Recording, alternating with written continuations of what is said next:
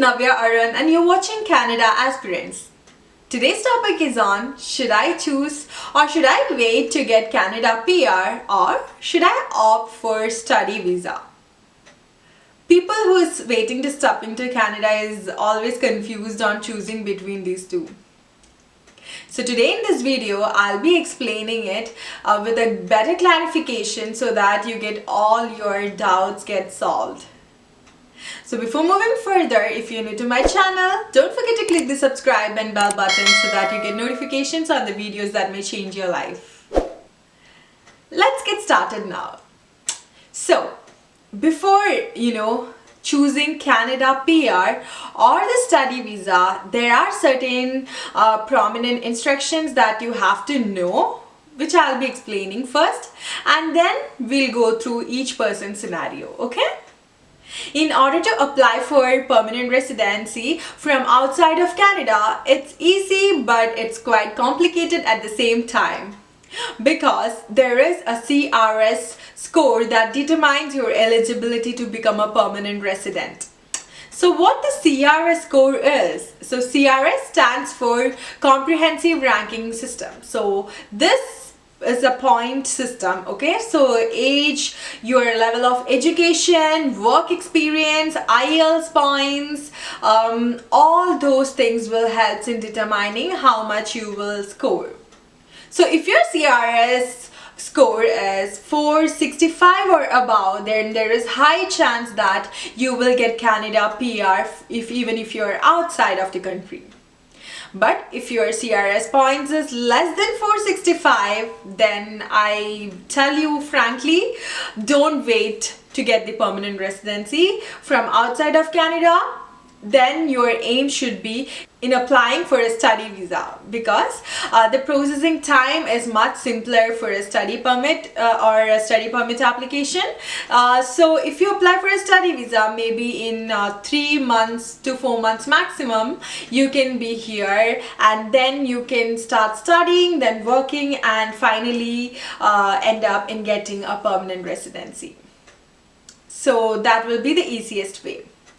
So this is the key thing which you have to consider before, choosing whether you should go for a PR or a study visa. So I hope you understood what the CRS score is or what CRS stands for and what is the key factors that is involved in it. So before choosing between Canada PR and study visa, check your eligibility. Check whether your score is above 465 from the CRS calculator. That's very important. Okay. Now let's take each scenario. So the number one scenario which I would like to take is, a person with a bachelor degree and having 1 year of experience and is confused, should I choose Canada PR or study visa? I can give you the answer. So if you are having bachelor's and 1 year of experience, it won't be enough to apply for permanent residency because you at least need to have master's degree, and also the 3 years experience will add more points. So if you are having less than 3 years of work experience and having only bachelor's degree and is not able to score an IELTS 8777, then you got to apply for a study visa. You need lot more points to add up for the permanent residency. It's not easy for a person with bachelor's and 1 year experience to wait for permanent resident. Wait to become the permanent resident. Now let's take the second scenario.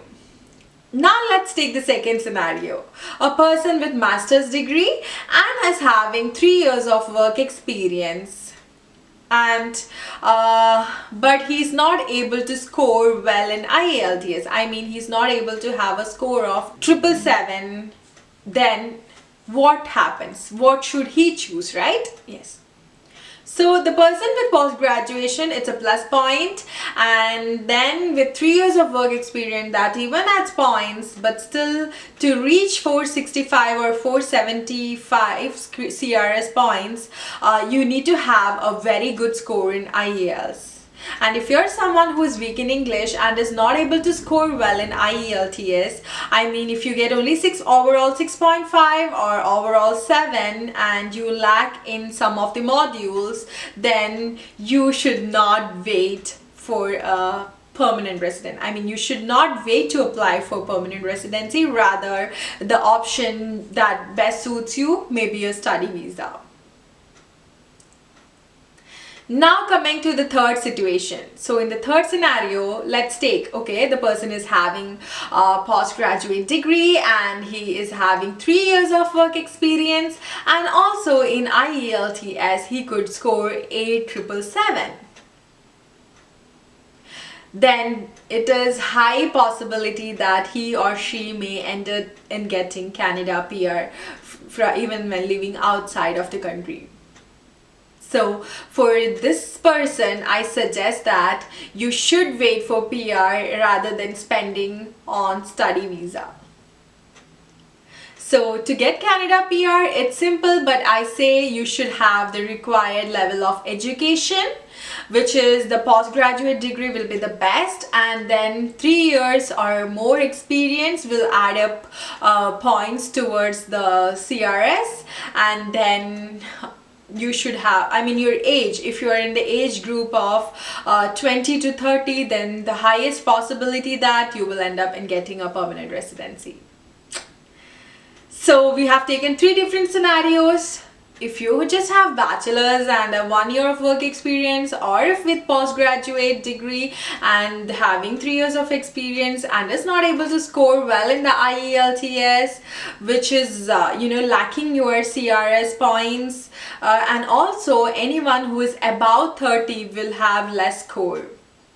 So all those people who have a CRS score of less than 465, then I suggest that you go for a study visa. That is the easiest way to land Canada and ultimately get your permanent residency. Don't get disappointed, there is always a way. And also, in calculating the CRS points, if you are married, then your score may be a bit lower compared to a person who is not married. There is a slight variations because if you have a spouse, then that may reduce your CRS points. But if you're single, then it's really good for you because you get to earn even more points in the CRS. I hope this video gave a clear idea on whether to choose a Canada PR or the study visa. It's as simple as it is. If you can click CRS calculator, then it comes up, and there are certain factors that determines whether you're eligible or not. So just follow the instructions, key in, and then at the end you get your score. So that time you will understand whether you are eligible to apply for a permanent residency or not. I hope this video was really informative to you all. If you have any question based on this, please do comment. I will always answer to your queries.